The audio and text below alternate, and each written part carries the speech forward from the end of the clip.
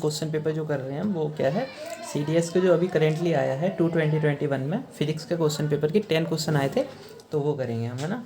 10 का ही सारा एक्सप्लेन करने की कोशिश करूँगा।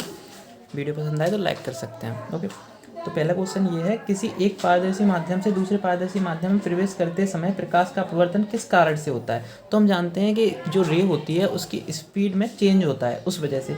तो ऑप्शन सी जो है ये डायरेक्ट आंसर है, प्रकाश की चाल में स्पीड में परिवर्तन के कारण। ठीक है, सेकेंड क्वेश्चन है हमारा, एक बस स्टैंड से चलना प्रारंभ कर एक समान त्वरण से चलती हुई 10 मिनट में 20 किलोमीटर पर आवर की स्पीड प्राप्त करती है, इसका त्वरण क्या होता है। तो इसमें जो है न्यूटन का फर्स्ट लॉ लग जाएगा, v=u+at, है ना। क्योंकि जीरो से स्पीड होगी तो u तो जीरो ले लेंगे, और v क्या होती है आफ्टर स्पीड, तो वो कितनी होगी ये 20 किलोमीटर। तो 20 + a निकालना है, और t दिया है आपको 10 मिनट। तो 10 मिनट नहीं, हमको किलो आवर में दिए हैं सारे ऑप्शन, तो हमें आवर में चेंज करना पड़ेगा।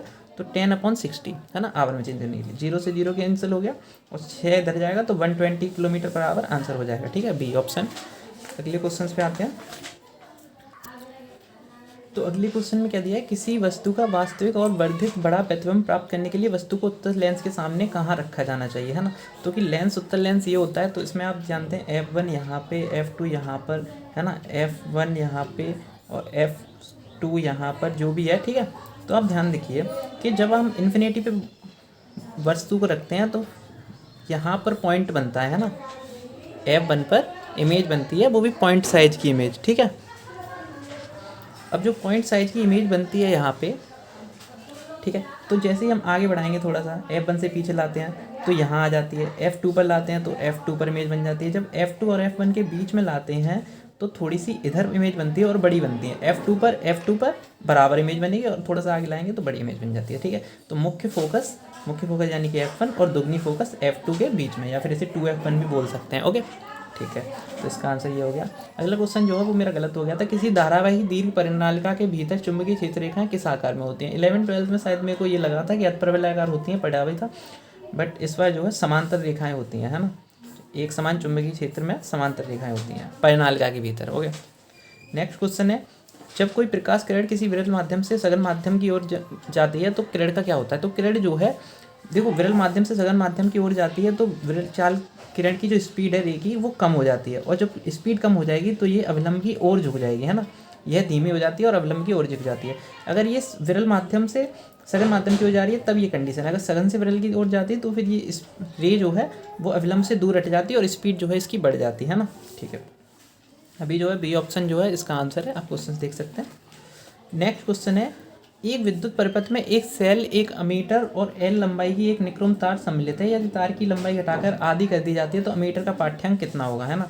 तो फिर आपको कैसे ही करके I और L में संबंध स्थापित करना चाहिए था, वो आप कैसे भी कर सकते थे। ये क्वेश्चन मेरा गलत हो गया, है ना। मैं आपको ओम के नियम से ही बता देता हूँ, V=IR होता है। ठीक है, यहाँ से बस R की वैल्यू रख देनी है आपको। VIR क्या होता है, ρL/A, है ना, ρL/A।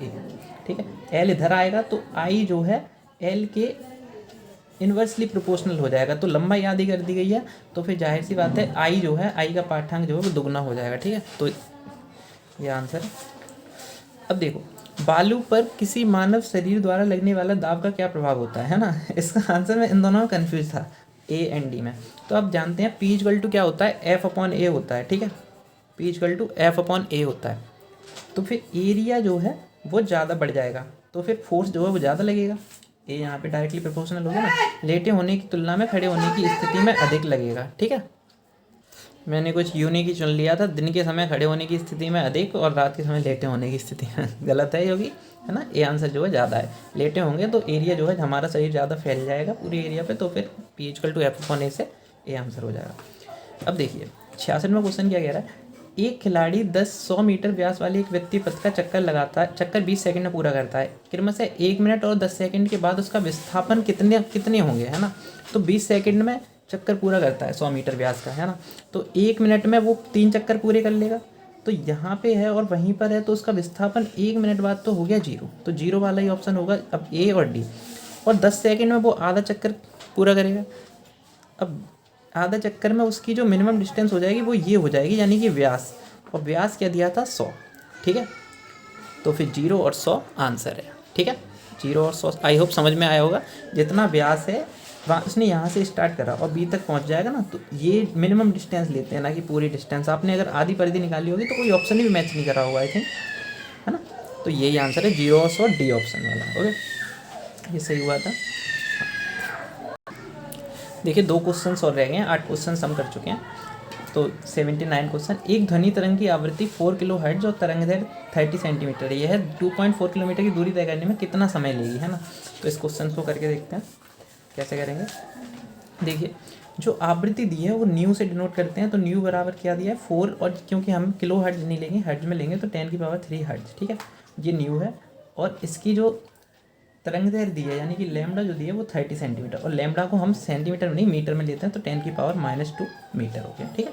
अब हम जानते हैं C = न्यू लैम्बडा होता है, ये फॉर्मूला है, ये आपको याद करना पड़ेगा। C = न्यू लैम्बडा, तो 4 ये 120 और इनका मल्टीप्लाई करेंगे तो फिर 10⁻1 हो जाएगा, 3 से 2 घट जाएगा तो 1, तो 1200 जो है ये इसकी स्पीड आ जाएगी, ठीक है, तरंग दैर्घ्य की। तो और 2.4 यानी कि 2400 मीटर दूरी तय करने में, हमने ये मीटर में चेंज कर लिया था ना, तो ये भी मीटर में 1200 मीटर से भाग लगा देंगे, समय = दूरी बट्टे चाल से, तो 2400 बट्टे 1200, 2 से कट जाएगा, ठीक है, 2 आंसर आ जाएगा, 2 सेकेंड, ठीक है। आई होप समझ में आया हो, कोशिश करना समझने की, सही समझे, ठीक है। और कुछ नहीं, C = न्यू लैम्बडा लगाना है फॉर्मूला, उसके बाद यहाँ से C की वैल्यू आ गई है 1200 kilometre per hour, okay, C की वैल्यू ये आ गई है, और फिर समय = होता है दूरी बट्टे चाल, दूरी डिस्टेंस हमारी 2.4 किलोमीटर है, 2.4 को हमने मीटर में चेंज कर लिया है तो 2400 आ गया, और 1200 से भाग लगा दिया है समय = डिस्टेंस अपॉन स्पीड से, ओके।